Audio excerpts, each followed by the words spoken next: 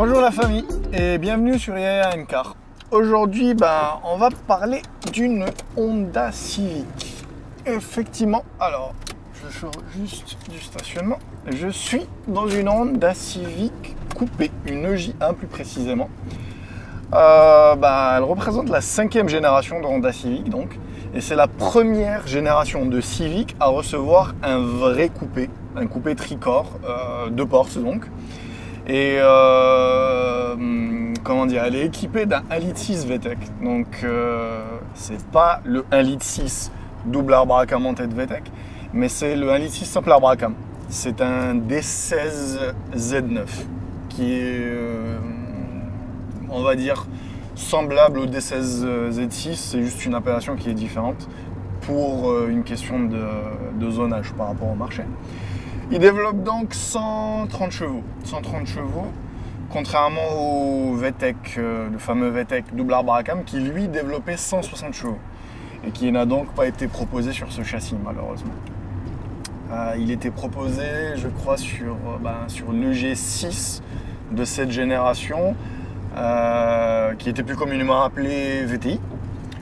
Et du coup, il n'a jamais été proposé sur ce châssis, ce qui est dommage. Niveau équipement, franchement, le modèle, il est hyper bien équipé pour l'époque.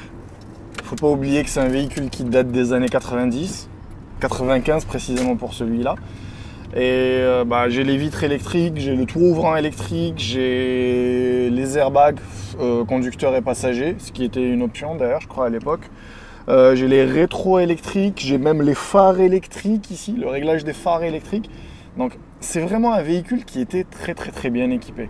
Faut pas oublier que ce genre d'équipement sur certaines allemandes et certaines berlines françaises, il y en a certains qui n'étaient même pas proposés. Donc franchement, c'était vraiment l'âge d'or des véhicules japonais. A few moments later. Je le disais donc, même niveau châssis, franchement, les caractéristiques techniques sont pas en reste. Il faut savoir que cette voiture est équipée aux 4 roues de double triangulation. C'est-à-dire que la roue est tenue par 2 liaisons en fait physiques, une en haut et une en bas, et un amortisseur au milieu. Contrairement à ce qu'on trouve sur les véhicules, on va appeler ça tout venant, qui a une, on va appeler ça une structure McPherson. Et un truc en plus sur sa fiche technique, c'est que l'intégratype R, alors je ne sais pas si vous savez à quoi ça ressemble une intégratype R, voilà la photo ici. Elle est juste considérée comme étant la meilleure traction avant du XXe siècle.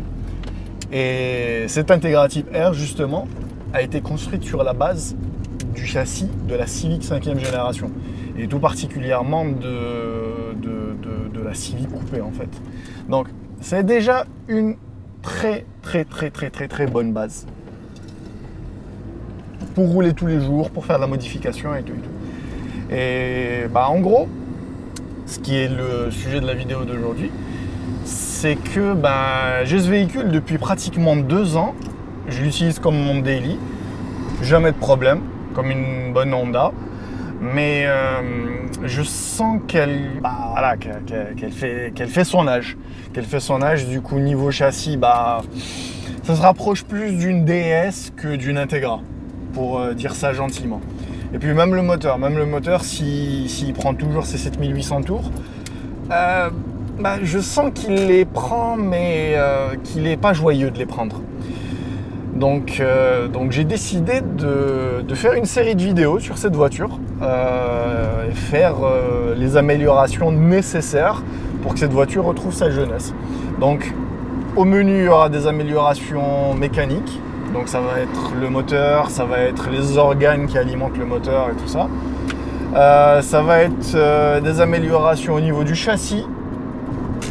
Donc il y aura peut-être des renforts, il y aura peut-être des améliorations au niveau de la suspension, par exemple.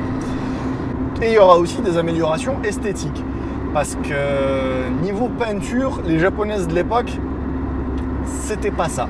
Donc j'ai quelques endroits sur la carrosserie à retravailler.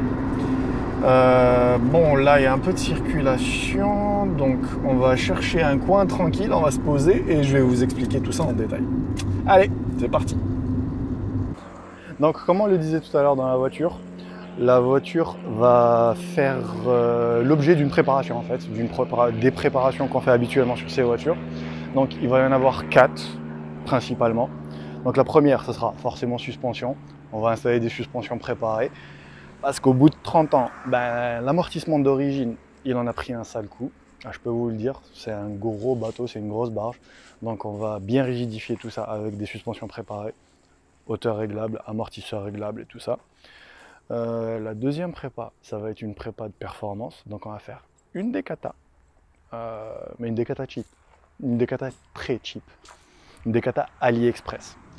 Et pourquoi on va faire une décata? Parce que la voiture a 300 000 bornes. La voiture a 300 050 bornes. Enfin, elle a beaucoup roulé. Donc le kata doit être complètement encrassé et ça sera un moyen de récupérer de la puissance. Déjà là. La troisième modification performance toujours, ça sera une pompe à essence au débit et une poulie d'arbre à cam réglable.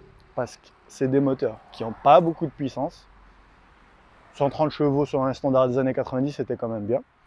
Mais en déphasant l'arbre à cam ou en ajoutant de l'avance, il y a moyen de grappiller encore un peu de puissance. Et la pompe à essence au débit plutôt, ça sera pour la passer à l'éthanol. Parce qu'avec l'éthanol, on peut gagner de la puissance. Et la dernière chose qu'on va faire sur ce véhicule, ça sera régler le patch de peinture qui a pelé avec le temps ici. Problème des Honda des années 90, c'est connu, c'est reconnu. Donc voilà. Donc poncer tout le capot. Refaire la peinture à la bombe, comme ça c'est un truc que tout le monde peut faire, et du coup ce sera peinture et vernis qui sera refait à la bombe, et on verra ce que ça va donner. Voilà.